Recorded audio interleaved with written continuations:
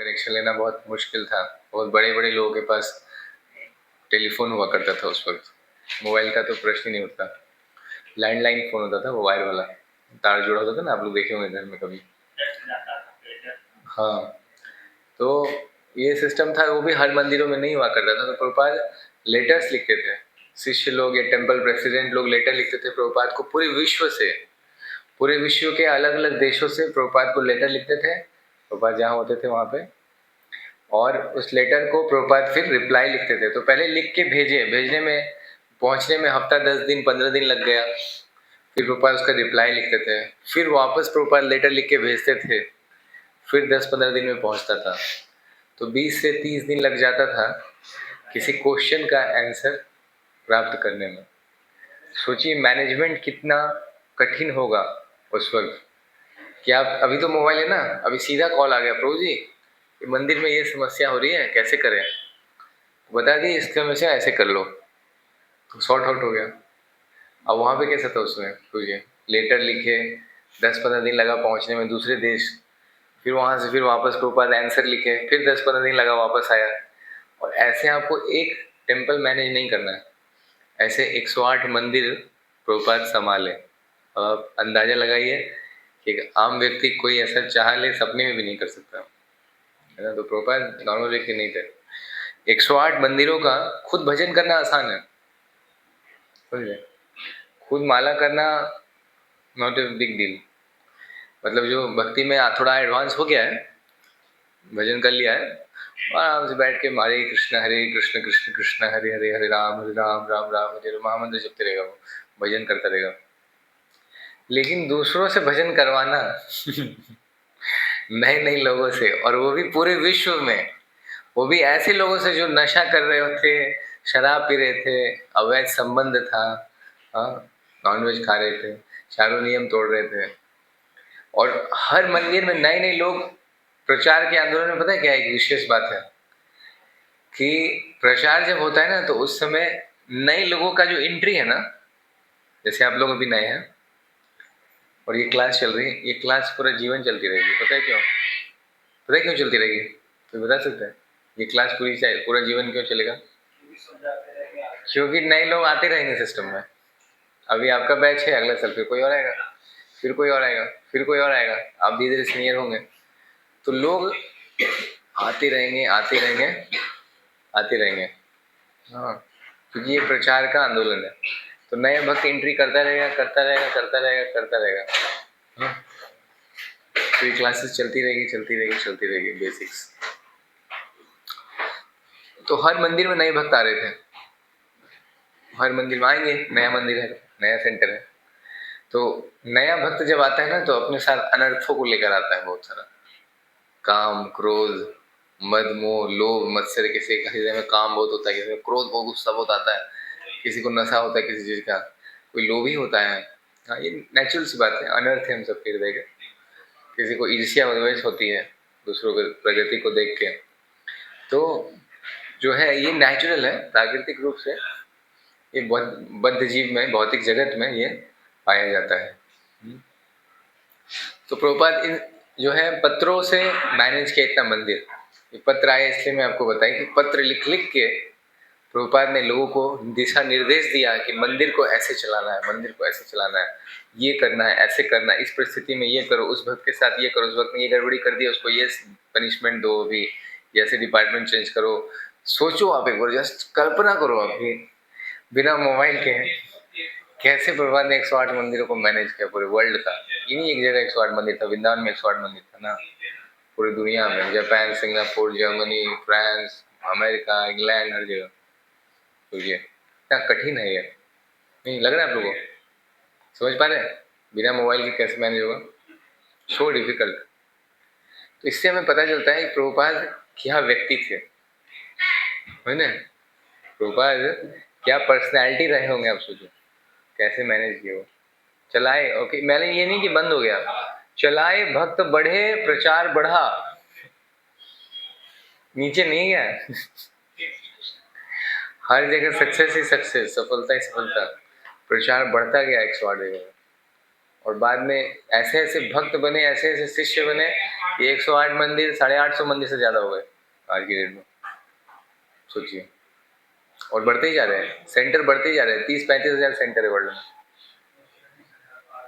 सोचिए। यस, मंदिर तो 850 से ज़्यादा है, और ज़्यादा होगा एक्चुअली, पुराना आंकड़ा बता रहा हूँ, 850, 900 हज़ार पार हो गया होगा शायद। हाँ हाँ, डॉक्यूमेंट सेंटर रहता है। थोड़ा सा अंदर होता है, सेंटर में मैनेजमेंट अलग होता है। सेंटर जनरली मंदिर के अंतर्गत होता है। जैसे कोई बड़ा मंदिर है, मंदिर का जैसे आउटपोस्ट समझ लो आप, मतलब मंदिर को हेल्प करने के लिए सेंटर्स होते हैं। और सेंटर में टेम्पल प्रेसिडेंट ये सब सिस्टम नहीं होता है। और सेंटर में रूल्स थोड़े से फ्लेक्सिबल होते हैं, क्योंकि सेंटर पे ज़्यादातर फुल टाइम ड्यूटीज नहीं रहते। सेंटर में कुछ फुल टाइम होते हैं, कुछ जॉब वाले हो सकते हैं, कुछ बिजनेस वाले हो सकते हैं, मतलब।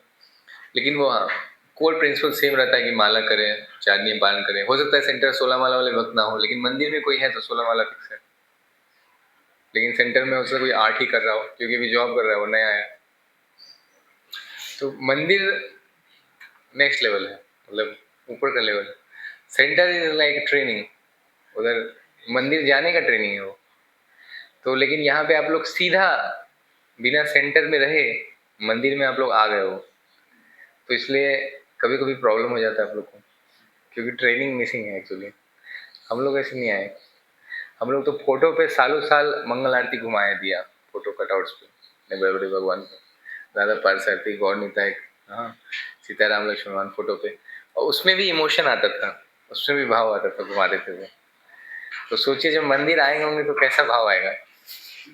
तो वो आपके लिए समझना थोड़ा, मतलब थोड़ा बहुत समझ सकते हैं थॉट से, लेकिन फील करना मुश्किल, क्योंकि आप लोग सीधा डीटीज देखे हो, सीधा राधा श्याम सुंदर देखी हो, दुनिया की सबसे बेहतरीन, सबसे बेस्ट डीटीज, सबसे सुंदर कृष्ण भगवान गौर सीधा देखा आप लोगों ने। ये कृपा भी है, और ये एक तरह से कुछ मिसिंग भी है, दोनों ही चीजें एक साथ है, भेद भेद भेद अभेद है। कृपा भी है कि सीधा ठाकुर जी का विग्रह का दर्शन कर रहे हैं, डायरेक्ट यही सेवा कर रहे हैं। लेकिन अगर कोई सेंटर से आएगा ना, जैसे हम लोग बेस में रहते, सेंटर में रहे, जॉब कर रहे थे तो सेंटर पे रहे, नौकरी करते थे, सुबह उठते थे, तो वहाँ 5 बजे से मंगला होती थी। मंगला 5 बजे चैंटिंग होता था, 5 बजे चैतन्य शिक्षाश्रम पढ़ा जाता था, 10 अपराध, और माला शुरू होती थी सबसे पहले। मंगल आरती 6:30 बजे, 5 से 6:30 पहले चैंटिंग, 6:30 बजे मंगला, आधे घंटे की मंगल आरती, नॉट मोर देन दैट, सब खत्म। 7 बजे खत्म, 7 से 7:30 लेक्चर, प्रभुपाद का, गुरु महाराज का, ऐसे प्रभुपाद ऐसे लेक्चर होता था। या और वीक में 2 दिन कोई सीनियर डिवोटी आके लेक्चर देते थे, कोई ब्रह्मचारी मंदिर से आके। तो मंदिर से लोग ट्रेनिंग देते थे, और वहाँ पे फिर लोगों की भक्ति कैसे बढ़ेगी इसको हम लोग देखते थे। तो वो सेंटर इंचार्ज होता है, थोड़ा सा छोटा मैनेजमेंट होता है, काइंड ऑफ मिनी टेम्पल, छोटा टेम्पल, लेकिन डीटीज नहीं। कई कई सेंटर में डीटीज भी होते हैं पर बहुत कम, क्योंकि डीटी का सेवा बहुत नेक्स्ट लेवल का होता है। फिर ड्रेसिंग, ऑफरिंग, सुलाना, उठाना, ये सब सेंटर के लोग करना मुश्किल है, जॉब वॉब करते हैं, टफ होता है। हाँ, तो ये होता है। तो इमोशन की बात बता रहा हूँ कि जब आप मंगल आरती वहाँ पे करोगे ना, फोटोज को देख के सालों साल। और हम लोग एक दिन मंदिर जाते थे, संडे को सुबह सुबह गाड़ी बुक करके भागते थे मंगल आरती, 4:30 बजे पहुँचता है मंदिर।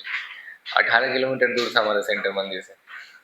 तो सुबह सुबह कभी 3 बजे, कभी 3:30 बजे से बुकिंग कर देते, गाड़ी मिलता ही नहीं था, जल्दी मिलता ही नहीं था, तो आधा आधा घंटा कभी कभी नहीं मिलता था, इसलिए पहले से बुक करना पड़ता था, और बुक करके चले जाते थे। तो वीक में एक दिन हम लोग फुल मॉर्निंग प्रोग्राम करते थे मंदिर में, बहुत अच्छा लगता था, बहुत बढ़िया। बहुत सारा भक्त लोग को देखते थे, इतने सारे डिवोटीज, इतने ब्रह्मचारी, सब गा रहे, सब सारे बाबा, 3-3 बड़े बड़े ऑल्टर, इतने डीटीज। हाँ, तो बहुत अलग अनुभव होता है सेंटर से जब कोई मंदिर जाता है, तो एक अलग फीलिंग होती है। हाँ, बिहारी से ऐसा स्पेशल है यहाँ, क्योंकि यहाँ प्रभुपाद जी की समाधि है ना, तो प्रभुपाद की समाधि पे संसार दावन गुरु अष्टकम गाएंगे। तो अब दोबारा नहीं ना गाएंगे 4:30 बजे मंगल आरती गुरु अष्टकम, तो बिहारी से गाएंगे ऐसा। तो प्रभुपाद समाधि है यहाँ पे, इसलिए। और प्रभुपाद समाधि है तो दोनों की आरती एक साथ नहीं हो सकती अब, नहीं तो कुछ भक्त इधर रहेंगे, कुछ भक्त इधर रहेंगे, तो गड़बड़ हो जाएगा। तो इसलिए उसको पहले कर दिया गया 4:10 को, कि पहले भक्त की उपासना करो, भक्त की पूजा करो, फिर भगवान की पूजा करो। भक्त के माध्यम से भगवान को पहुंचेंगे ना। प्रभुपाद की कृपा से ही राधा श्याम सुंदर कृष्ण बलराम गौरनीताय प्राप्त हो सकते हैं। तो प्रभुपाद से ब्लेसिंग लेके, उनका कृपा लेके फिर भगवान का दर्शन हो। ये प्रोसेस है, समझेंगे तो ऐसे है। जैसे मंगल आरती इधर, फिर तो वहाँ संसार दावनल गाएंगे, क्योंकि उसमें वो गुरु अष्टकम है, गुरु की हम गुणगान कर रहे हैं सुबह सुबह उठकर। गुरु के गुणगान से भगवान बहुत खुश होते हैं। तो वो गुरोहो है, वंदे गुरोहो श्री चरणारविंदम है। एक गुरु नहीं है, जितने भी गुरु हैं, जितने भी आचार्य हुए, सबकी हम वंदना करते हैं सुबह उठ के। तो संसार दावनल बहुत बहुत इम्पोर्टेंट प्रेयर है, बहुत इम्पोर्टेंट। इसलिए हमें पूरा प्रयास करना चाहिए संसार दावनल में पहुंचे। कहीं कभी लेट हो जाता है, पहुंचना चाहिए। उसमें बहुत कृपा मिलता है संसार दावनल गाने से। उसमें इतना पावर है उस प्रेयर को गाने में, और कुछ नहीं बताया गया कि आप एकादशी कर रहे हो, माला कर रहे हो, बाकी भक्ति का कुछ नहीं बोल रहे हैं। विश्वनाथ शिला विश्वनाथ चक्रवर्ती ठाकुर ने एक उसमें आशीर्वाद दिया है कि इस प्रार्थना को जो भक्त, संसार दावनल जो प्रार्थना है गुरु अष्टकम, इस प्रार्थना को जो भक्त ब्रह्म मुहूर्त की बेला में गाएगा पूरा जीवन प्रतिदिन, विश्वनाथ चक्रवर्ती ठाकुर आशीर्वाद है इस प्रार्थना में, जिन्होंने इसकी रचना की। जो भक्त संसार दावानल, और कुछ नहीं बोले, हाँ कुछ नहीं बोले, जो भक्त संसार दावानल ब्रह्म मुहूर्त में रोज प्रतिदिन गाएगा, उसको जीवन के अंत में शरीर त्यागते समय श्री श्री राधा कृष्ण का धाम प्राप्त होगा। और कुछ नहीं बोले,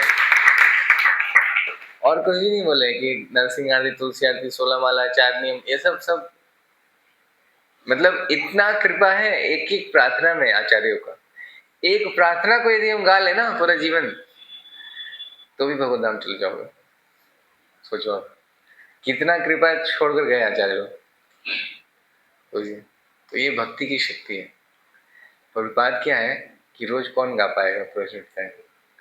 जो सिंसियर होगा, सीरियस होगा, नहीं मुझे छोड़ना नहीं, प्रार्थना गाना है, संसार दावनल गाना है, मुझे जाकर गाना है।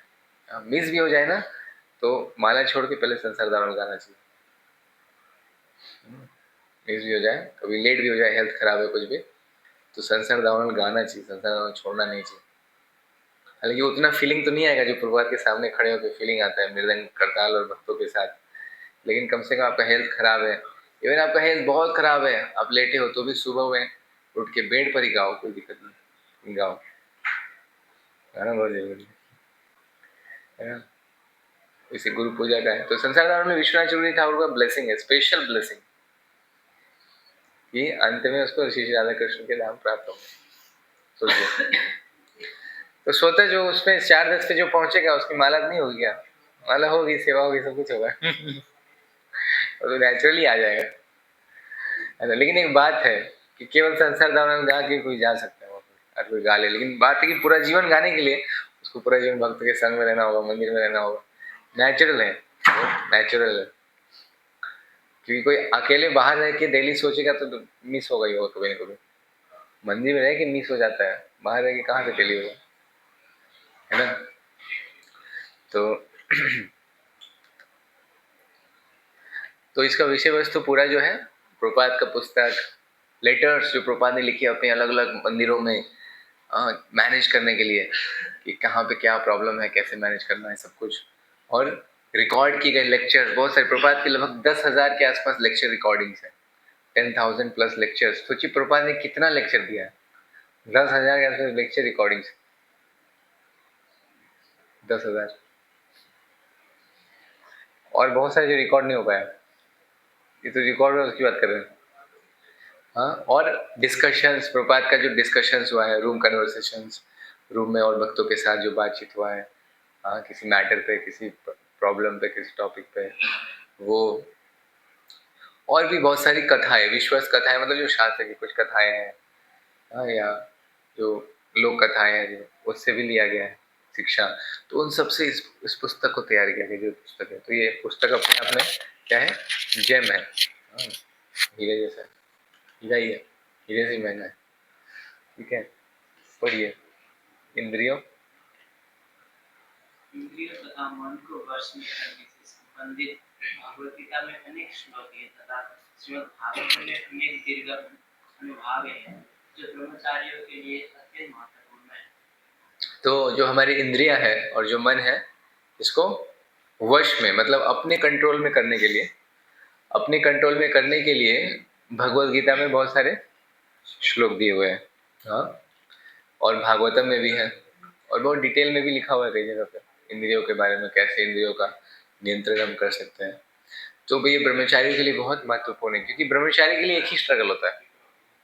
और क्या स्ट्रगल है? ब्रह्मचारी का एक ही स्ट्रगल है, सेंसेस, अनकंट्रोल्ड सेंसेस, हाँ, अनियंत्रित इंद्रिया, यही हमारा स्ट्रगल है। ब्रह्मचारी जीवन का अगर आप ठीक से देखो तो और कोई स्ट्रगल नहीं है। कहाँ खाएंगे, धन कहाँ से लाएंगे, कहाँ सोएंगे, हाँ कल सुबह उठेंगे तो क्या देखना है, क्या करना है, आज कहाँ जाना है, कुछ जैसे मंदिर बोल रहे चलते जाते हैं। अगर खाने का टेंशन नहीं, सोने पहले से सब कोई टेंशन नहीं है, उधर से 5-6 आइटम बन के रेडी रहेगा सुबह दोपहर में। अगर थाली लेके जाना है, अगर थाली भी लेके नहीं जाना, थाली वहीं पड़ा रहता है, वहाँ उठा लेना है और बैठ जाना है। सर्विंग वाले भी डाल भी देंगे लाके तो कोई टेंशन नहीं है। तो सब ब्रह्मचारी जीवन में सब कुछ सिंपल है और पहले से अवेलेबल किया गया है ना। लेकिन एक ही चैलेंज है ब्रह्मचारी जीवन का, सब कुछ मिलेगा आपको एक स्त्री छोड़ के ना, स्त्री छोड़ के सब कुछ मिलेगा। बस स्त्री की चाहत होगी तो बोलेंगे प्रभु जी थोड़ा गृहस्थ आश्रम की ओर आपको देखना चाहिए रास्ता। स्त्री छोड़कर सब मिलती है ब्रह्मचारी को, ठीक है। नाम, पद, पोजीशन सब मिल जाएगा एक समय के बाद। नाम भी हो जाएगा, पद भी हो जाएगा, पोजीशन भी हो जाएगा, आदर तो मिलेगा ही। जैसे जैसे सीनियर बनोगे सब हाथ जोड़ेंगे, आदर भी मिल जाएगा, सब मिलता है ब्रह्मचारी को। कुछ भी ऐसा नहीं है जो नहीं मिलता है। हाँ, लेकिन एक ही चीज नहीं मिलेगा, वो क्या है? स्त्री नहीं मिलेगी। वो चाहिए तो फिर ब्रह्मचारी नहीं, फिर बाहर फिर बाहर देखना पड़ेगा सिस्टम, ठीक है। तो तो ब्रह्मचारी के लिए चैलेंज एक ही है कि अपने इंद्रियों को जो है हम कैसे नियंत्रित करें। क्या बातें हो रही है? कुछ इंपॉर्टेंट चल रहा है? अच्छा, एसी तो बंद कर दीजिए, एक बंद कर दीजिए, कोई दिक्कत नहीं, एक ही चालू है, ठीक है, ठीक है। हरे कृष्णा, एक जरा सा छूट देते इंद्रिया अनियंत्रित, ठीक है। इंद्रिया कैसे अनियंत्रित है हमारी, थोड़ा सा छूट दी बस बात चालू ये जो जीवा है शुरू हो गया। यही ब्रह्मचारी जीवन की चुनौती है, और इसको अगर नियंत्रित नहीं किए तो फिर ब्रह्मचारी रहना मुश्किल है। ब्रह्मचारी नहीं रह सकते लॉन्ग रन में। अभी टाइम है, नियंत्रित करने के लिए समय रहता है, धीरे धीरे धीरे धीरे धीरे आप कंट्रोल कर लेंगे तो फिर जंग जीत जाएंगे। और नहीं किए, खास करके ये वाचो वेगम बहुत खतरनाक वेग है, बोलने का वेग। जैसे कुछ अंदर आता है ना, पेट में पचता नहीं है, ट्राक से ऊपर से निकलता है। ये वेग नियंत्रित करना बहुत जरूरी है। देखा जाए तो शरीर का सबसे सॉफ्ट जीव, सबसे सॉफ्ट ऑर्गन है, हाँ, जीवा बिना हड्डी का है, कोई हड्डी नहीं है इसमें, है ना। लेकिन जब चलती है ना ये, तो अच्छे अच्छों की हड्डियां तोड़वा देती है। लड़ाई झगड़े में हड्डी टूट सकती है। जीवा बहुत खतरनाक है। अगर ये भगवान की सेवा में ना लगी हो, भगवान के गुणगान में ना लगी हो, तो ये जीवा हड्डी तोड़वा सकती है, लड़ाई करवा सकती है। जीवा ही लड़ाई कराती है। अब देखो, लड़ाई जीवा से ही शुरू होता है, और किसी से शुरू नहीं होता लड़ाई, यहीं से होता है लड़ाई। बोले इवन मन से भी नहीं होता। मन में आप किसी व्यक्ति विचार रखे हो, लेकिन आप उसको कभी नहीं बोलोगे, आपका कभी झगड़ा नहीं होगा, भले आपके मन में उसके प्रति कितना भी खराब आप सोचते हो उसको, वह बेकार, आप भक्त है एकदम, कुछ नहीं पता है इसको, लेकिन आपका लड़ाई कभी नहीं होगा जब तक आप उसको गाली नहीं दोगे, उसको बोलोगे नहीं, तब तक आपका झगड़ा नहीं होगा। तो ये वेग बहुत खतरनाक है, जीवा वेगम, वाचो वेगम, जीवा वेगम। तो जीवा का दो वेग होता है, एक तो खाने का वेग और एक बोलने का वेग। दो वेग बड़ा, सबसे पहले इसी वेग को कंट्रोल करना होता है ब्रह्मचारी को। किसी को भी जिसको एक अच्छा भक्त बनना है, उसको ये दो वेग, इवन एक मनुष्य भी बनना होगा ना, कोई अच्छा आदमी भी बनना होगा, अच्छा इंसान भी बनना होगा, अच्छा इंसान का भी ना ये वेग कंट्रोल रहता है। अब देखना समाज में भले वो एक को माला ना करता हो, जो सक्सेसफुल लोग होते हैं ना बाहर, उनको पता है क्या बोलना है, कब बोलना है, कैसे बोलना है, तभी तो सफल है वो। बड़ा बड़ा बिजनेस एम्पायर चलाते हैं, कैसे? हजारों हजारों लोग उसके नीचे रहते हैं, उनको पता है किसको क्या बोलना है, कब बोलना है, कैसे बोलना है, कैसे हैंडल करना है। अगर वो उल्टा सीधा थोड़ा सा बोल दे, छोड़ के चला जाएगा आदमी। अब बोल गए बहुत गाली देता है, तो बड़ा है, करोड़पति है तो क्या, दूसरा जगह नौकरी करूंगा मैं। तो ये वेग बहुत जरूरी है। मतलब अब मैं आम मनुष्य की बात कर रहा हूँ, भक्तों की बात नहीं कर रहा हूँ। भक्तों का तो मस्ट है, ऑप्शन ही नहीं है। मैं आपको बता रहा हूँ, कोई ऑप्शन नहीं है हमारे पास। आप बोलोगे मैं इसको नियंत्रित नहीं करूंगा, इट बिल्कुल not not at all an option. कोई विकल्प नहीं है इसका। हमारा मुख से जो निकलता है ना, वो बहुत मधुर होना ही चाहिए। हाँ? होना ही चाहिए। जो वचन निकलता है वो मधुर होना ही चाहिए, है ना। बहुत जरूरी है। सत्य भी होना चाहिए, हाँ, उसके हितकारी भी होना चाहिए। भगवद गीता में श्लोक है ना, अनुद्वेग करम वाक्यम सत्यम प्रियम हितम चेत। कि ऐसा वाक्य बोलना चाहिए, भगवान बताते हैं, ऐसा वाक्य बोलना चाहिए सत्यम, जो सत्य हो, सच हो। पहले तो सच बोलना ही कठिन हो जाता है कई बार, लेकिन भगवान बता रहे सच बोलना है। फिर क्या बोल रहे हैं? सत्यम प्रियम। अब ये देखो और कठिन हो गया। सच भी बोलना है और ऐसा बोलना है सामने वाले को प्रिय भी लगे, बढ़िया लगे। वाह, मतलब सामने वाला कोई गलती कर दिया, अब आपको उनका गलती टोकना भी है। हाँ, अब उसको अच्छा भी लगना चाहिए। ये तो बड़ा गजब दिक्कत है। हाँ, अच्छा यहाँ भी नहीं रुका। मान लो आपने सच बोल दिया, उसको अच्छा भी लगा, लेकिन उससे वो सीख नहीं पाया, तो हितम, उसके लिए हितकारी भी होना चाहिए। ये नहीं कि आपने बोल दिया, अच्छे से बोल दिया, उसको अच्छा भी लग गया, चलो हमारा थोड़ा देख रहे हैं, थोड़ा गलती देख रहे हैं, हंस रहा है, उसको प्रिय लग रहा है, हंस रहा है वो, अपने ऐसे स्टाइल में बोला है, लेकिन उस पर अमल नहीं कर रहा है, वो सुधर नहीं रहा है। समझ रहे हो ना, तीसरा केस। उसके हित में भी होना चाहिए। हित में होना मतलब उसके अंदर परिवर्तन भी आना चाहिए। देखिए कितना कठिन है। और शास्त्र अनुसार होना चाहिए जो बोला हुआ है, ये अपने मन से भी नहीं होना चाहिए, कोई टेक्निक निकाल लिया। शास्त्र अनुसार आचरण, शास्त्र अनुसार वाणी। तो ये है वाणी की तपस्या। ऐसी जीवा होनी चाहिए हमारी, है ना। ये प्रैक्टिस करना पड़ेगा, एक रात में नहीं आएगा ये। एक रात में कभी नहीं आएगा। आप कितना भी सत्यम प्रेम हितम चेत पढ़ते रहो, इसको जीवन में उतारने के लिए आपको हर क्षण सोचना पड़ेगा। बोलने से पहले सोचना पड़ेगा, मैं क्या बोलूं, कोई मेरा मजाक उड़ा रहा है, मैं क्या बोलूं। आपको सोचना पड़ेगा। सीधा रिएक्शन नहीं दे सकते, या कोई गुणगान कर रहा है, आपको सोचना पड़ेगा क्या बोलूं, सीधा रिएक्शन नहीं दे सकते। तो इससे वाणी से ही प्रभुपाद कहते हैं कि कोयल और कौआ दोनों देखने में एक जैसा होता है। कौआ और कोयल एक जैसा होता है, लेकिन पहचान कब होती है? जब दोनों बोलते हैं। एक काऊ काऊ काऊ करता है, अरे कू कू, एक बहुत मीठा मीठा कू करती है, और एक काऊ काऊ काऊ चाऊ चाऊ करता रहता है ना। मतलब कोई सोया हुआ था तेरी का, काऊ काऊ कर रहा है यहाँ, हाँ पत्थर मार कर भगा देगा उसको। और सोया मतलब कोयल कू कू कर रही है, बहुत अच्छा, बहुत अच्छा से मिला रहा है, मधुर लगता है, प्रिय लगना चाहिए। तो हम देखने में कैसे इतना मैटर नहीं करता। ये बाहरी सुंदरता है हमारी। बाहर से हो सकता है कोई बहुत सुंदर हो, लेकिन बोलता है एकदम खर्रास एकदम। उसको आप उदाहरण लो आप, ठीक है, उदाहरण लो आप कि कोई व्यक्ति बहुत सुंदर है, लेकिन बोलता है एकदम कड़ा खरा। हाँ, और एक व्यक्ति देखने में एकदम सुंदर नहीं, एकदम सिंपल है, चेहरा भी थोड़ा नाक बड़ा है, मुंह छोटा है, मतलब ना, लेकिन बोलता है बहुत प्यार से, मधुर बोलता है। वो किसके साथ आप सेवा करना चाहोगे? जो अच्छे से बोलता है, अच्छे से बात करता है, गुस्सा नहीं करता। तो ये बाहरी सुंदरता, बाहर से सुंदर नहीं बनना है हमें। बाहर से जो बनना था भगवान बना के भेजे है, ठीक है, इसको ज्यादा बदल नहीं सकते हम। हमें इंटरनली ब्यूटीफुल बनना है, एक्सटर्नली नहीं। बहुत लोग, बाहर के लोग क्या सोचते हैं, बाहर से सुंदर बनना है, पूरा जेल फेल क्रीम ये वो सेविंग पूरा एकदम बॉडी पे इतना खर्च करते हैं भाई साहब, है ना। क्योंकि उनको क्या, उनका उनका दृष्टिकोण क्या है, वो सोचते हैं बाहर से मस्त लगना चाहिए, स्त्रियां खूब मेकअप करेंगी, बाहर से सुंदर बनना है ना, बाहर से सुंदर बनने में लोग लगे हैं संसार में। लेकिन भक्तों का लक्ष्य बाहर से सुंदर बनना नहीं है, भक्तों का लक्ष्य अंदर से सुंदर बनना है।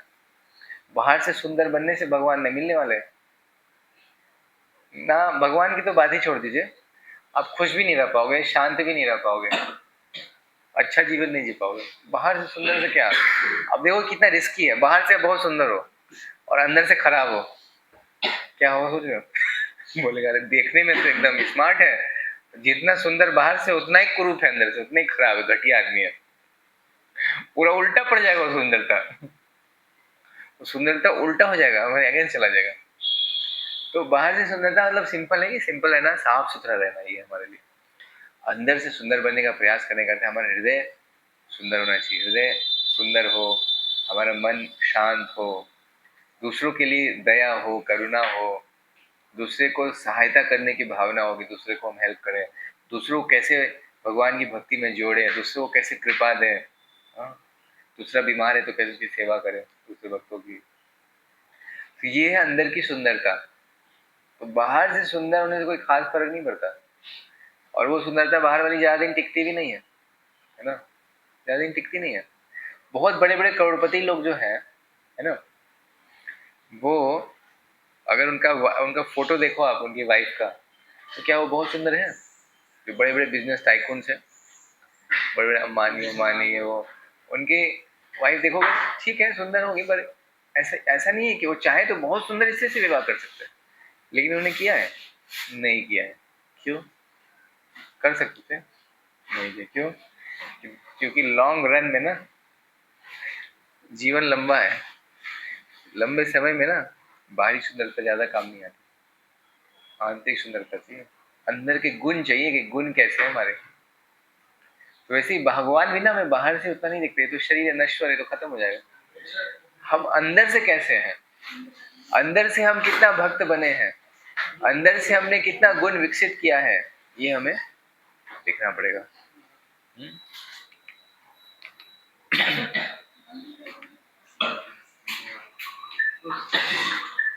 पढ़िए आप। पुस्तक में स्थान के खोने के कारण इन्हें मुद्रित नहीं किया गया, उनके संदर्भ नीचे दिए जा रहे हैं। बता रहे कि जगह नहीं है ज्यादा बुक में, इसलिए रेफरेंसेस दिए जा रहे हैं, क्योंकि इतना सारा लिखेंगे तो मतलब बुक इतना मोटा हो जाएगा, सास का उठा उठा करेंगे तो नीचे रेफरेंसेस दिए जा रहे हैं। ये देखिए गीता के इतने श्लोक हैं, हाँ आप चाहो तो मोबाइल से खींच सकते हो कोई फोटो। ये श्लोकों में ब्रह्मचर्या पे ऊपर, मन के ऊपर इसमें लिखा है। आप चाहो तो आप नोट भी कर सकते हो अपनी कॉपी में, कॉपी में नोट कर लो आप अगर चाहो तो। हिंदी पढ़ने आता है आप लोग को? हिंदी आती है तो ठीक है, नहीं हिंदी में लिखा है, ठीक है। एक फोटो खींच के ग्रुप में डाल सकते हैं या ले सकते हैं आप, किसी चाहिए तो, है ना, बाद में ले लीजिएगा उनसे, फोटो खींच ले रहे कई लोग इन फोन में, ठीक है। फिर श्रीमद् भागवतम के महत्वपूर्ण गद्यांश यहाँ स्कंद वाइज है, इस स्कंद के इस अध्याय के श्लोक में ये बताया गया है, हाँ? तो ये भागवतम का है, हाँ? कुछ भक्तों को भागवतम मिला भी था इस बार, ये आपकी लाइब्रेरी में होगा भागवतम ना, लेकिन पहले गीता पढ़ना चाहिए, गीता पढ़ सकते हैं, भागवतम के साथ साथ भी पढ़ सकते हैं, बट ठीक है। तो ये बुक्स में दिया हुआ है, गीता और भागवतम में इंपॉर्टेंट वर्सेस, जहाँ पे माइंड कंट्रोल है, सेंस कंट्रोल है, ठीक है। हरि बोल। क्या हुआ? हाँ भागवतम सेट का बात कर रहे थे। बात किसी को करना है तो मेरे से करना है, आपस में नहीं करना है। अभी पता है ना जीवा बेगम बहुत डेंजरस है। श्री चैतन्य चैतामृत अंत लीला, ठीक है, आदि लीला, मध्य लीला, अंत लीला, 3 भाग में चैतन्य महाप्रभु के जो जीवन है उसको बांटा गया है किसमें, कितने भागों में? 3 भागों में। कौन कौन सा है? आदि, मध्य और अंत्य।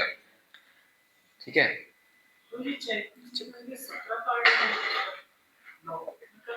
तीन मुख्य 3 पार्ट है, आदि, मध्य और अंत्य। हाँ, वो तो अलग है, बट मेन जो डिवीजन है वो 3 है। उसमें चैतन्य महाप्रभु का आपका पहला 24 साल में चैतन्य महाप्रभु ने संन्यास लिया था, तो संन्यास लेने तक आदि लीला में वर्णन है। मध्य लीला में संन्यास लेने के बाद 6 साल चैतन्य महाप्रभु ने जो प्रचार किया, मायावादियों के साथ डिस्कशन किया, बनारस के घाट पे हजारों निराकारवादियों को कन्वर्ट किया, भक्त बना दिया। हाँ, तो ये सब वर्णन 6 साल का प्रचार आंदोलन है। तो 24, फिर मध्य लीला में 6 साल का वर्णन है, और अंत लीला में 18 साल का लास्ट में, जो वो उड़ीसा में रहे हैं, जगन्नाथपुरी में, वहाँ गंभीरा में स्वरूप दामोदर गोस्वामी के साथ। तो ऐसे 3 डिवीजन के लाइफ का 48 ईयर्स चैतन्य महाप्रभु रहे, 48 वर्ष। हाँ, तो वहाँ पे गंभीरा में रहे। आप लोग गए पुरी के? कौन कितने लोग गए? नहीं गए तो जाएंगे कभी ना कभी। वहाँ एक गंभीरा करके स्थान है, गंभीरा, वहाँ चैतन्य महाप्रभु रहे। वहाँ चैतन्य महाप्रभु जब भाव में आते थे, भक्त कृष्ण भक्ति के भाव में, तो शरीर इतना गर्म हो जाता था भगवान के विरह में कि पत्थर है ना, जैसे उसपे ऐसे हाथ रखते थे तो ये हाथ घुस जाता था पत्थर में, पत्थर पिघल जाते थे उनके भाव को, उनके प्रेम को देख के। हाँ, वहाँ पे नहीं, इधर गंभीरा को बता रहा हूँ, वहाँ पे भी है, वहाँ भी पत्थर सॉफ्ट हो गया था उनके प्रेम को देख के, तो पत्थर भी जो है द्रवित हो गया। सोचिए कैसा प्रेम है भगवान में। पत्थर जाना जाता है अपनी पाषाणता के लिए, कठोरता के लिए, पत्थर चट्टान जाना जाता है, वो भी सॉफ्ट हो गया। उसके ऊपर सारे जंगली जानवरों के, सांपों के इम्प्रेशन पड़ गए, जैसे मिट्टी पे पड़े हों। हाँ, अभी भी है। हाथी भी वहां पे, चरण पहाड़ी जहाँ बोले झारखंड में, तो वहां पे हाथी भी डांस कर रहा था। हाथी का 3 पाँव का जगह है, 3 पाँव का जो है मार्क है फुट का, 1 2 3, चौथा नहीं मिलेगा, चौथा कहाँ है? तो हाथी पूरे उन्माद में, हर्ष उन्माद में, एक्सटेसी में हाथी है, चौथा पाँव उठाकर और सिर उठाकर हरि बोल कर रहा था डांस कर रहा था। तो 3 नीचे है, 1 चरण हाथी का हवा में था।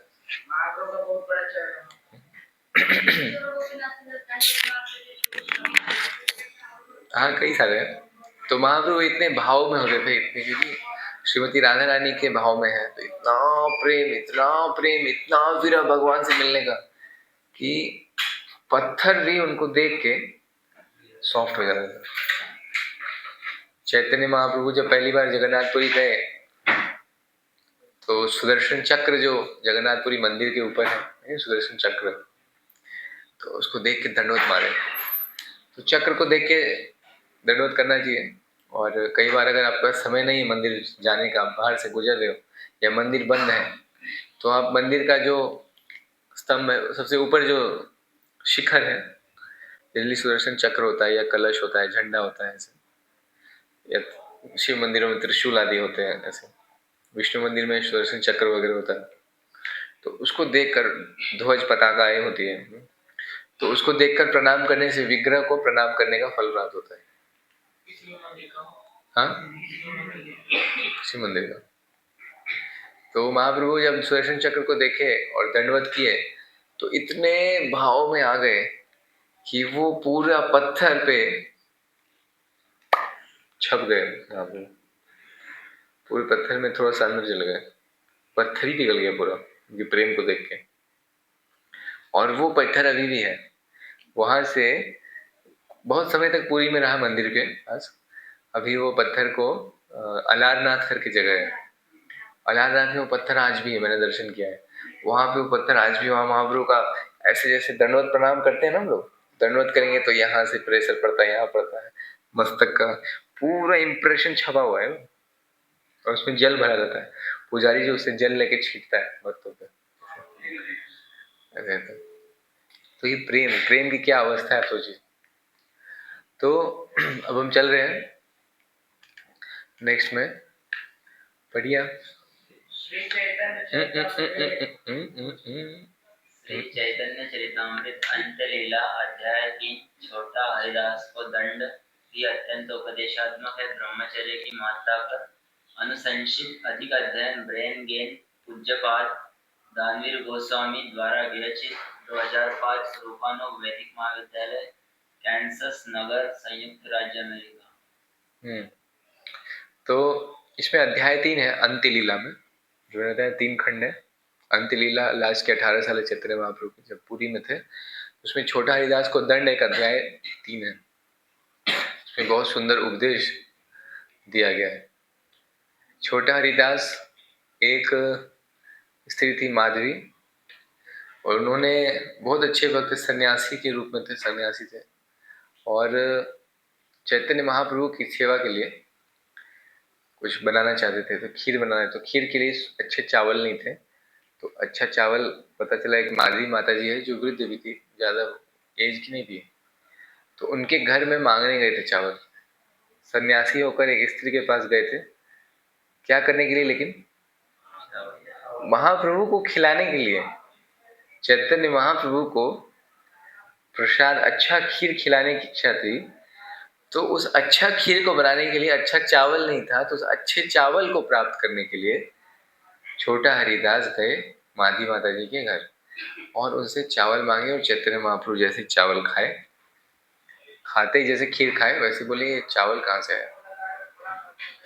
और चावल का जब उन्होंने पूछा तो बताए कि ये छोटा हरिदास लाया है।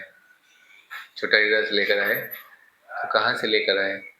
तो माधी माता जी के यहाँ से। बस फिनिश।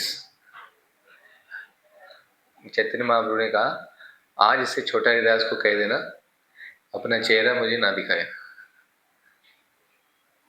आप समझ रहे हो क्या किया था उन्होंने?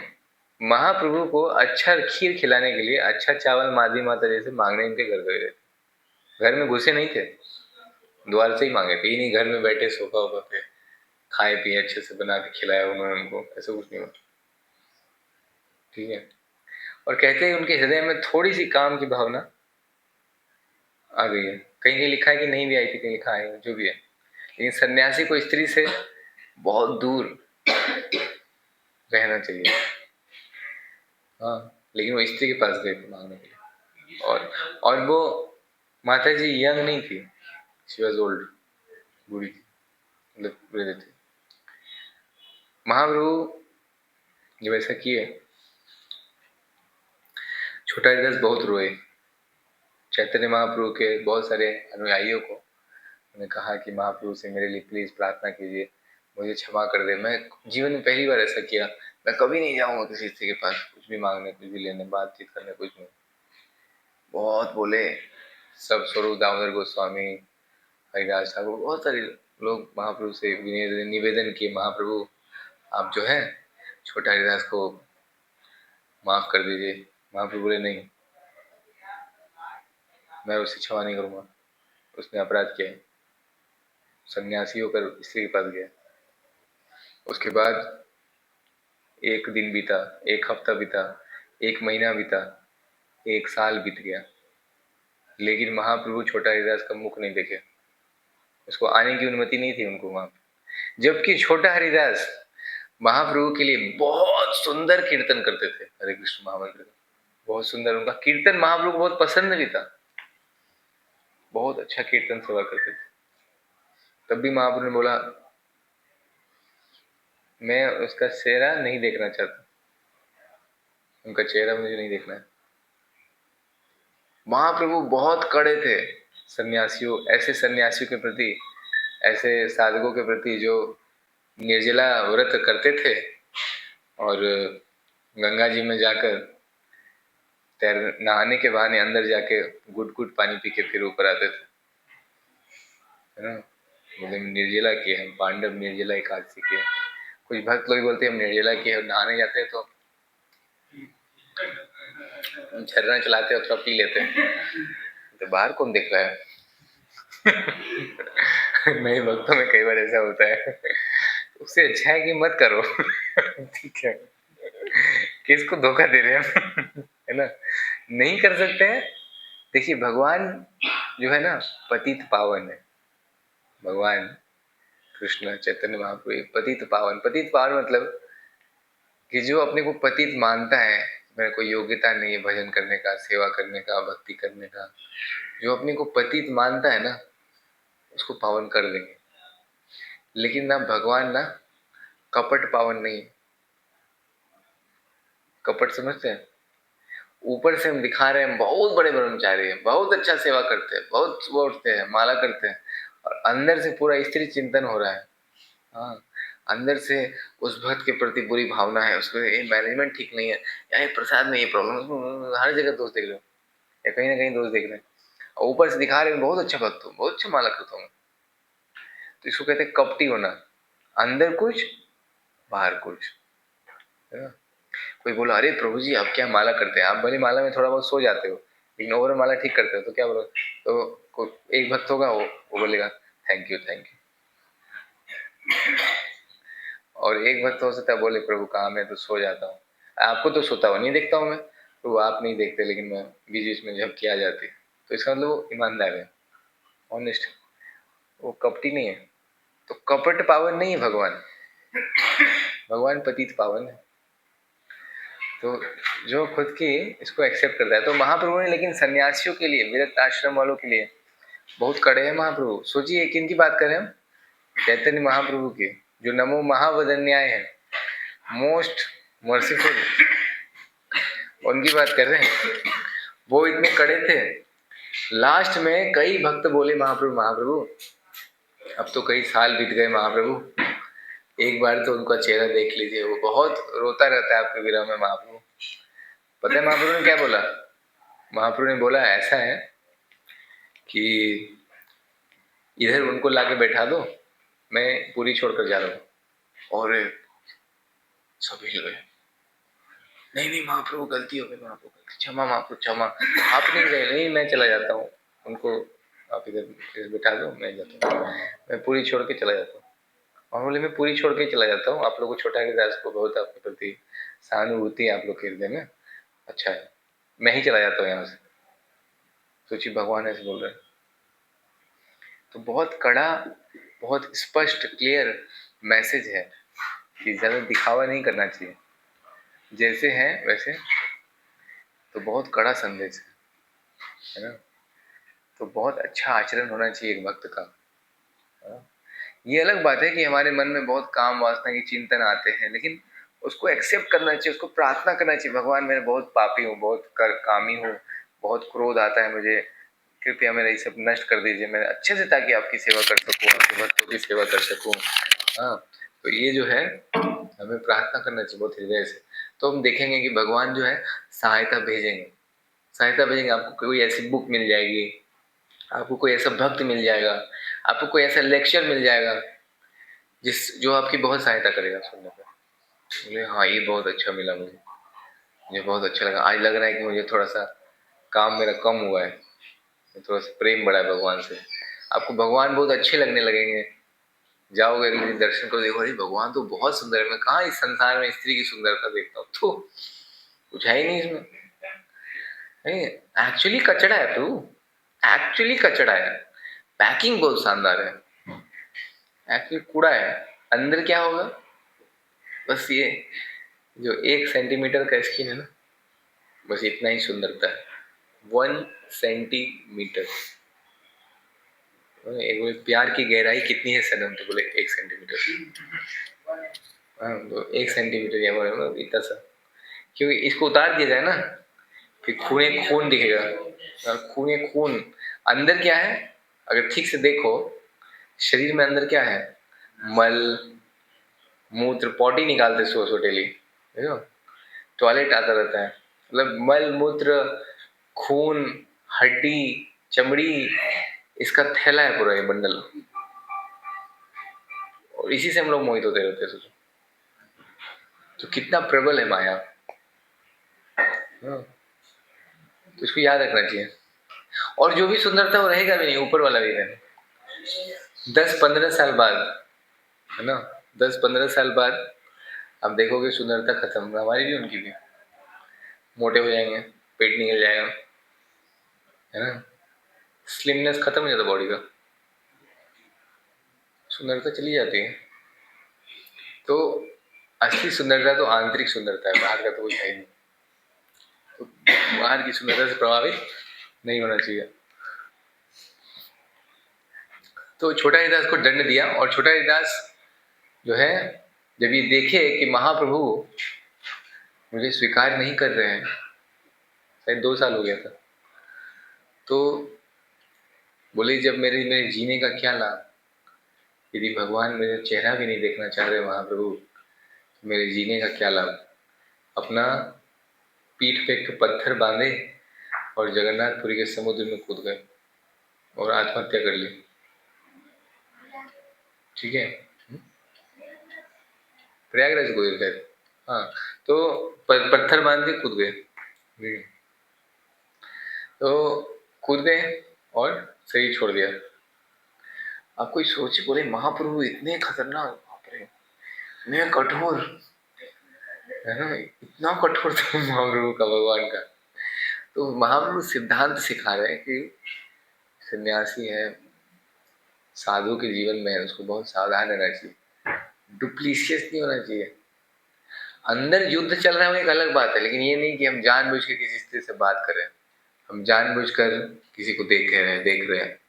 नजर चले जाना एक अलग बात है, आंख बंद के आप थोड़ी जाओगे, लेकिन जानबूझ के देख रहे हो बेशर्म की तरह, एक बार देखे, फिर दोबारा देखे, फिर तीसरा देखे, ये कपट है, पतिता नहीं है। कोई माता जी बात करने आए तो मुंडी आंख नीचे, उनको देखने की क्या जरूरत है, नीचे देख सकते हो, नीचे देख सकते हो, फोरहेड पे देख सकते हो, यहाँ देख सकते हो, इधर नहीं, इधर।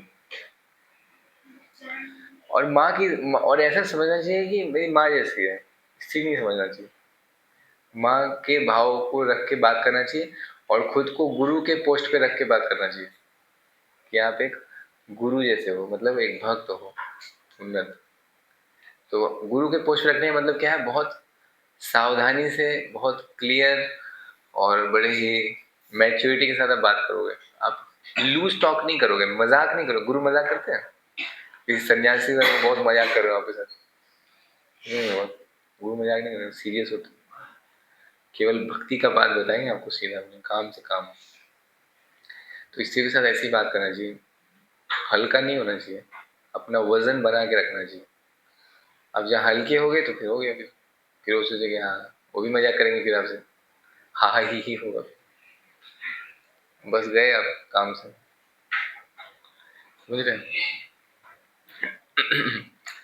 तो जो छोटा हरिदास है, एक लीला है एक्चुअली, महाप्रभु के पार्षद में से है ना, तो ऐसा नहीं है कि वो कामी है, उन्होंने ये उदाहरण प्रस्तुत करके हमें शिक्षा देने के लिए दिया है। और रात में छोटा हरिदास का जो प्रेत बन गए थे, वो प्रेत आकर महाप्रभु कीर्तन सुनाता था, सेवा करता था। महाप्रभु कीर्तन सुनते थे उनसे, सेवा नहीं रुकाते, उनका प्रेत रात में आकर कीर्तन सुनाता था। छोटा हरिदास रात में आकर महाप्रभु कीर्तन सुनते थे उनसे। आत्महत्या करने के बाद। तो कहने का अर्थ ये है कि इसमें शिक्षा है। महाप्रभु कठोरता अंदर से बहुत कोमल है, ऊपर से कठोरता दिखा रहे हैं कि don't become a cheater. Cheater नहीं बनना मैं, चीट कर रहे लोग बाहर से, कई लोग हैं ना बाहर समाज में चीट करते हैं, साधु के वेश में, लेकिन चीटिंग करते हैं। हमारे ही नहीं, बाकी धर्मों में भी, क्रिश्चियनिटी हो चाहे इस्लाम, कोई हर जगह चीटिंग करते हैं। वो सब नहीं, भगवान नहीं मिलेगा, दंड अलग मिलेगा ऊपर से। जैसे कोई पुलिस वाला अगर करप्शन किया, पुलिस ऑफिसर कोई घूस खाया है, ठीक है, और एक नॉर्मल व्यक्ति घूस खाया है, और दोनों पकड़े गए हैं, कि सजा बराबर होगी? क्या लगता है? पुलिस ऑफिसर की सजा ज्यादा होगी कम होगी?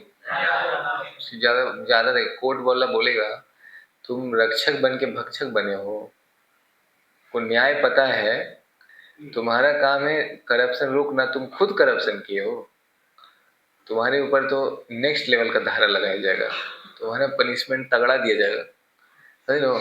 तो वैसे एक आम आदमी किसी स्त्री के चक्कर में पड़ गया, बहुत सारे पढ़ते हैं ना, कॉलेज कॉलेज इधर उधर उल्टा सीधा करते, लेकिन एक भक्त जिसको सब पता है, ब्रह्मचारी, वो किसी स्त्री के चक्कर में पड़ा हुआ है, दंड आपको समझ में आ रहा है ना। कोई साधु गड़बड़ करेगा, नियम तोड़ेगा कोई साधु, और कोई बाहर का नॉर्मल व्यक्ति नियम तोड़ेगा, भगवान ना बढ़िया से बजाते हैं साधु को, बढ़िया से, तगड़े से। नॉर्मल व्यक्ति को इतना नहीं बजाएंगे, साधु को बहुत मार पड़ेगी। और जनता भी क्या देखती है, अगर कोई नॉर्मल व्यक्ति कर रहा है ना, उसको उसका थोड़ी वृंदा बोलती है ये तो मॉडर्न जमाना, कलयुग ऐसे होते रहता है। ये कोई साधु किया तो कितना थू, बहुत थूकती है, लोग घृणा करते हैं लोग उस साधु से, जितना नाम हाथ जोड़ते तो अंडा फेंकते हैं, टमाटर फेंक के मारते हैं, है ना, अपशब्द बोलते, कितना कुछ बोल देते। तो इसलिए साधु सावधान, साधु को भैया सावधान रहना चाहिए, बता रहा हूँ आपके लिए भी, मेरे लिए भी है। साधु मतलब सावधान, साधु बनना है तो पूरा जीवन सावधान रहना, वही नहीं खाली अभी पीवीटी में है, न्यू भक्त ट्रेनिंग एनबीटी चल रहा है तो भी सावधान रहेंगे, लाल पहन लेंगे तो सावधानी की जरूरत नहीं है, नहीं नहीं नहीं, नहीं। साधु मतलब ऑलवेज केयरफुल, हमेशा सावधान रहता है। साधु सावधान है। हाँ क्या, काफी पॉपुलर है साधु सावधान रहना चाहिए ना, साधु केयरफुल रहना चाहिए, तो उसी से बना दिए साधु सावधान, जोड़ दिए और क्या। अच्छा सुनने में भी अच्छा लगता है ना, तो बंदी हो जाती है। साधु सावधान याद रखना जी भैया, बच क्या, धोती कुर्ता कर तिलक कंठी सिखा रहेंगे तो गड़बड़ नहीं करेगा, ठीक है, बहुत बची, दिमाग में याद रखना चाहिए। तो ये छोटा हरिदास को दंड जो था वो मैं आपको थोड़ा सा बता दिया, वो डिटेल लीला चैतन्य चैतामृत में है। लेकिन महाप्रभु देखिए इतने कठोर है उनके प्रति, जो डुप्लीसियस है, जो ढोंग कर रहे हैं साधु बनने का, है ना, अंदर से कुछ कर रहे हैं, बाहर से कुछ, बाहर से भी कुछ और कर रहे हैं। तो इसलिए ये सब नहीं कि मोबाइल में मूवी देख रहे हैं, पोर्नोग्राफी देख रहे हैं छुप छुप के, ये सब क्या है, सब फॉल डाउन से। तो मतलब बाहर से आप पहने हो तीला कंठी, मैं ये नहीं कह रहा हूँ कि आपका हृदय एकदम शुद्ध हो जाएगा एक दिन में, ये नहीं बोल रहा हूँ, लेकिन अगर आपको मोबाइल कंट्रोल नहीं कर पा रहे हो आप, तो क्यों यूज कर रहे हो, प्रश्न ये है, आप क्यों रखे हो माया के इस हथियार को। अगर आप ये इसके अंदर आप मूवी देख रहे हो या बॉलीवुड के सॉन्ग सुन रहे हो, तो आप तो धोखा दे रहे हो खुद को, क्लियर कट धोखा दे रहे हो। इसको नहीं रखो फिर, ये आप संभाल नहीं पा रहे हो, है ना, संभाल नहीं पा रहे हो। अब भगवान का सुदर्शन चक्र एक बार लिया था ना, किसने लिया था, बोला आप मुझे सुदर्शन दे दीजिए, अश्वत्थामा ने, अश्वत्थामा बोला मुझे सुदर्शन दे दीजिए, मैं आपको अपना, हाँ, तो सुदर्शन चक्र नहीं भगवान से लिया था संभालने के लिए, तो भगवान ने दिया तो सुदर्शन संभालेगा क्या, सुदर्शन चक्र का तेज देख के उसका आंख पूरा बंद हो गया, तो तेज ही नहीं संभाल पाया, हाथ में लेना दूर की बात है। तो जब हम इसको संभाल नहीं सकते ना, अगर इसका मिसयूज हो रहा है ना, मूवीज देख रहे हैं, गाना सुन रहे हैं ना, तो बहुत अच्छा है कि उठा के ना किसी को दे दीजिए, इंचार्ज को, प्रभु जी मैं ना इससे माया में जा रहा हूँ, मैं उल्टा सीधा इसमें देख लेता हूँ, ना चाहता हूँ, मुझे पता है नहीं देखना, फिर भी देख लेता हूँ। दूसरों को मत देखिए कि दूसरे मोबाइल चला रहे हैं, अच्छा अरे भाई वो नहीं देख रहा उल्टा सीधा, और देख भी रहा है तो वो मरेगा ना, वो डूबेगा, आप क्यों डूबना चाहते हो। बाई चांस कोई देख भी रहा है मान लो, तो वो अच्छा कर रहा है, नहीं कर रहा है, वो धोखा दे रहा है खुद को, तो आप भी धोखा देना चाहते हो अपने को, हम भी अपने को धोखा दें क्या, नहीं ना। तो अगर आपको लग रहा है आप ये मोबाइल नहीं संभाल सकते, तो मेरा हाथ जोड़ की विनती है, अगर किसी को लग रहा है कि मोबाइल में उल्टा सीधा देख रहा हूँ, मूवीज देख रहा हूँ, फिल्मी गाने सुन रहा हूँ, किसी स्त्री से बात कर रहा हूँ, पुरानी गर्लफ्रेंड से बात कर रहा हूँ, कॉलेज की लड़की से बात कर रहा हूँ, तो भाई इस मोबाइल को उठा के इंचार्ज को जमा कर दीजिए, आप ही का मोबाइल है, पड़े रहने दीजिए या बेच दीजिए, उसका कुछ महाप्रसाद खा लीजिए और अच्छा है, और बांट भी दीजिए और कृपा मिलेगा, है ना, या घर भेज दीजिए, कोई बात नहीं, जो करना है करिए, मतलब इसको यूज मत कीजिए, है ना, अगर आप संभाल नहीं पा रहे मोबाइल को।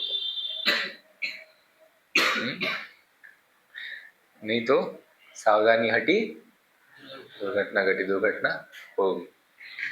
फिर बोलोगे कि अरे कैसे हुआ, सोचोगे मैं मोबाइल चलाता था छुप छुप के, इसी से शुरू हुआ, इसी से बातचीत हुआ, इसी से धीरे धीरे धीरे धीरे गया।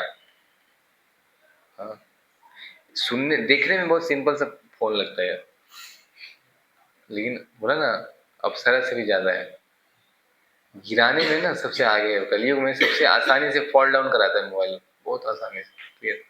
और न्यू भक्ता में तो प्रभु मोबाइल का कॉन्सेप्ट ही नहीं है। कहीं भी जाओगे दुनिया में ना, न्यू भक्त ट्रेडिंग में मोबाइल नहीं होता है, स्मार्ट मोबाइल नहीं होता है, छोटा मोबाइल ही होता है, ये फोन नहीं होता है, परमिशन ही नहीं है रखने का, क्योंकि ये टाइम किल करता ही करता है। इस समय तो आपका लेगा ही लेगा, हमारा कभी कभी समय ले लेता है ना। नहीं देखना है, फिर भी कुछ ऐसा देख लिए जो मतलब भक्ति से रिलेटेड है, लेकिन शुद्ध भक्ति से रिलेटेड नहीं है। प्रभुपाद का लेक्चर सुन सकते थे, प्रभुपाद की बुक्स पढ़ सकते थे। अब कोई वीडियो देख ली किसी पिक्चर का, लेकिन अब उससे उतना पोषण नहीं हुआ हृदय का जितना होना चाहिए था। समय तो चला गया, लेकिन कुछ मसालेदार कोई प्रीचर है, कुछ अच्छा बोल रहे थे तो 20 मिनट सुन लिया, लेकिन फिर बाद में आपको पता चलेगा कि सुन तो लिए, लेकिन भक्ति जो बढ़नी चाहिए थे वो पोषण ठीक से नहीं हुआ। तो मोबाइल में ये प्रॉब्लम होता है हमेशा, चाहे नीचे लेवल पे हो चाहे बड़े। नीचे में तो एकदम दूर रहना बहुत अच्छा है। आपको कौन सा प्रचार करना है, मोबाइल के बिना कुछ काम नहीं चलेगा। हाँ, तो ब्रेन गेन दानवीर गोस्वामी महाराज हैं, उन्होंने लिखा है ब्रेन गेन, तो उसके ऊपर भी ये बनाया गया है। और 2005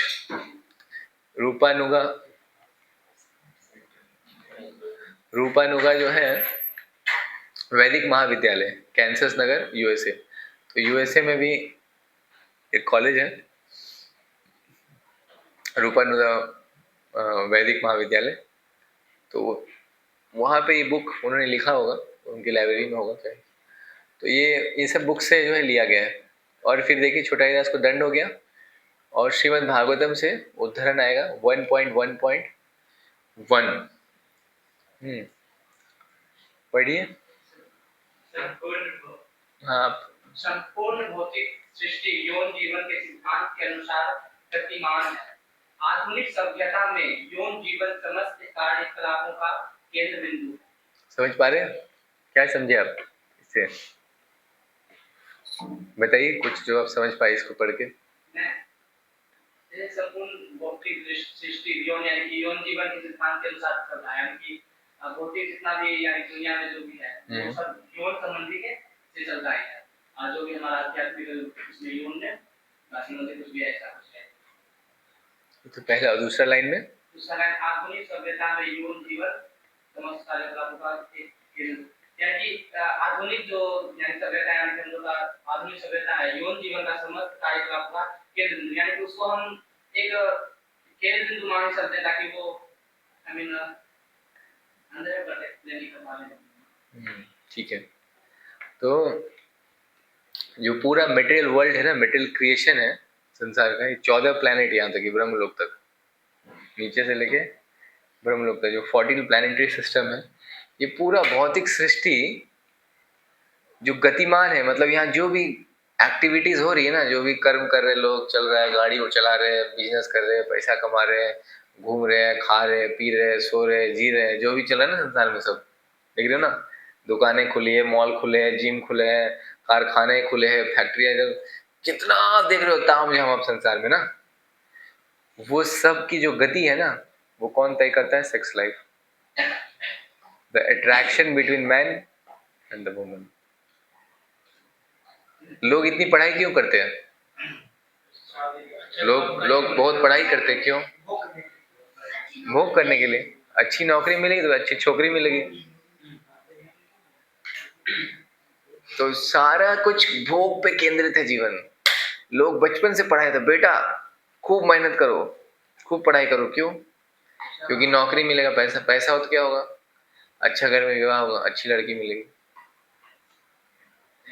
लोग ज्यादा सजते संवरते हैं, जिम में बॉडी बनाते हैं, किसको दिखाने के लिए? अपने को। स्त्रियों को, स्त्रियां सजती संवरती है, इतने फैशन इंडस्ट्रीज चलते, इतना ब्यूटी प्रोडक्ट्स चलता है, सेविंग क्रीम हमारा, उनका ये वो पता नहीं ब्यूटी क्रीम फलना चिलना पता नहीं क्या क्या होता है, हेयर स्टाइल ये वो, इतना इतना ताम झाम संसार में जितना आप देख रहे हो, इसकी जरूरत नहीं है, जरूरत नहीं है, लेकिन सब कुछ चल रहा है पूरे वर्ल्ड में। बड़े बड़े लोग इतना लोग मेहनत करते हैं, सबसे बड़ी बात सुबह से लेके रात तक लोग मेहनत करते हैं ना, किस चीज के लिए? स्त्री को प्रसन्न करने के लिए, पत्नी को पत्नी को प्रसन्न करने के लिए किया जाता है मेहनत। पर यौन का अगर सही इस्तेमाल ना करे तो यहाँ भी कोई नहीं होगा। हाँ, यौन का अगर सही इस्तेमाल ना करे तो यहाँ पर भी कोई नहीं होगा। कहाँ पे सही इस्तेमाल मतलब?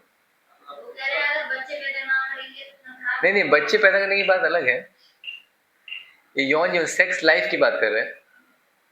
संतान तो उत्पन्न अवश्य होगी, लेकिन यहाँ पे भी वही हो सकता है जिसके माता पिता इससे थोड़े दूर हो, जिनके जीवन की गति सेक्स लाइफ ने तय नहीं की होगी। अब हमारे माता पिता का जीवन ऐसा नहीं बीता तो हम यहाँ नहीं आते। उन लोगों के लिए इसके ऊपर कुछ है जो मैटर करता है, भगवान की भक्ति, आदर्श संस्कार, भगवान के वचन शास्त्र। आप अपने जीवन में देख सकते हो अपने माता पिता को, लाइव एग्जाम्पल। उनके लिए ये इतना मैटर नहीं करता है ये सब चीज़। वो आपको देखोगे, आप बाकियों के मुकाबले अपने सोसाइटी में एक मिनट के लिए सोचो, जो बाकी के पेरेंट्स हैं उससे आपके पेरेंट्स आपको डिफरेंट मिलेंगे, तभी हम यहाँ पे हैं। मानते हैं आप लोग? मानते हैं ना? क्योंकि तभी हम यहाँ पे हैं, नहीं तो हम ऐसे नहीं जन्म ले सकते, हमारी ऐसी नहीं हो सकती, बहुत मुश्किल है। हमारे अंदर वो भावना आ ही नहीं सकती जो सिंपल है। जितने बच्चे आजकल कार्टून की तरह पैदा होते हैं ना, उसका कारण माता पिता ही है। क्योंकि वो लोग, मतलब बच्चे भी बोलते हैं कि माता पिता, अरे वो लोग तो, एक तो मिला मेरे को बुक बांट रहा था, बोला तो इसमें कौन सी बड़ी बात है? तो बोला क्या? कह रहे कि मैं, माता पिता ने मजा किया, मैं पैदा हो गया, उसमें कौन थोड़ा बात है? ठीक है, अभी वो कहाँ चला गया बुद्धि उसका? तो मैं बोला मैं समझ सकता हूँ आपकी स्थिति, कोई बात नहीं। तो लोग ऐसा सोचते हैं, लोगों की बुद्धि इतनी गई गुजरी हो गई है। तो लेकिन ये जो संसार पूरा चल रहा है ना, देखोगे मोर और लेस लगभग लगभग जो आकर्षण है ना स्त्री पुरुष का, उसी के बेसिस पे चल रहा है। और केंद्र बिंदु है, वो सेंटर है, सेंटर फोर्स है ये। इसी के कारण पूरी सृष्टि में चल रहा है सब कुछ सिस्टम। अगर स्त्री पुरुष का आकर्षण खत्म कर दिया जाए ना, पूरा ठप हो जाएगा सारा सिस्टम। कोई कुछ मेहनत भी नहीं करेगा, कोई कुछ मेहनत तक नहीं करेगा। अरे जो मिलेगा खा लेंगे, क्या है, मेहनत नहीं करने वाला कोई। लेकिन पुरुष को स्त्री को दिखाना है, स्त्री को पुरुष को दिखाना है, और दूसरों को भी दिखाना है, इसको भी दिखाना है, उसको भी दिखाना, संसार को दिखाना। क्यों? क्योंकि नाम चाहिए, यश चाहिए। स्त्री का अर्थ ही होता है विस्तार। स्त्री का अर्थ होता है जो विस्तार करती है हमारे जीवन को। जैसे तो जैसे विस्तार करती है, मतलब अभी आपको, अभी आश्रम में ना रहने के लिए कितना जगह चाहिए? सोने के लिए 6 फीट, 6 फीट और थोड़ा सा उधर 3 फीट चौड़ाई ले लो, 6 बाई 3, इतना बहुत है। नीचे सामान आ जाएगा, ऊपर आप आ जाओगे, है ना? बेड के ऊपर आप आ जाओगे, नीचे सामान आ जाएगा आपका, ठीक है ना? भगवान ना करे शादी हो आप लोग की, लेकिन एक बार इमेजिन करो, कोई अपना मत उदाहरण लो, मतलब कोई एक भक्त है, वो 6 बाई 3 में सोता था अभी आश्रम पहले, अब बेचारी शादी हो गई, अब उसको कितना जगह चाहिए? सीधा flat, 1 BHK flat, 1 BHK flat, 2 BHK flat सीधा। अब तो वो जो है, हरी बोल इधर माहौल उधर नहीं, इधर जमाने में। तो अब तो वो जो है, जैसे इधर ग्रुप में सो रहे थे, अब तो पत्नी के साथ किसी के घर में भी नहीं सो सकता है, समझ रहे हो? अब अपना घर चाहिए, पूरा फ्लैट, इंडिपेंडेंट फ्लैट, गाड़ी, खाना पीना, किचन सेटअप, आपको किचन चाहिए अपने घर में, सब कुछ देखना पड़ेगा, एक छोटा पूरा दुनिया चेंज हो जाता है। सब कुछ, फ्रिज, टीवी, गर्मी में एसी लगाना पड़ेगा, सब कुछ करना पड़ेगा। इतना ही नहीं, इतना ही नहीं, आगे क्या होगा? 2 से 3, 4, 5 बच्चे भी होंगे, बच्चों को भी पालना पड़ेगा। तो ये विस्तार होता रहता है जीवन का। स्त्री का अर्थ ही होता है कि जो पुरुष के जीवन का विस्तार करती हो, बढ़ाती हो जीवन को, समझ रहे ना? तो ऐसा विस्तार नहीं हो हमारा तो अच्छा, भगवान से प्रार्थना करना चाहिए हमारे तो इधर विस्तार हो हृदय के अंदर भगवान की भक्ति का।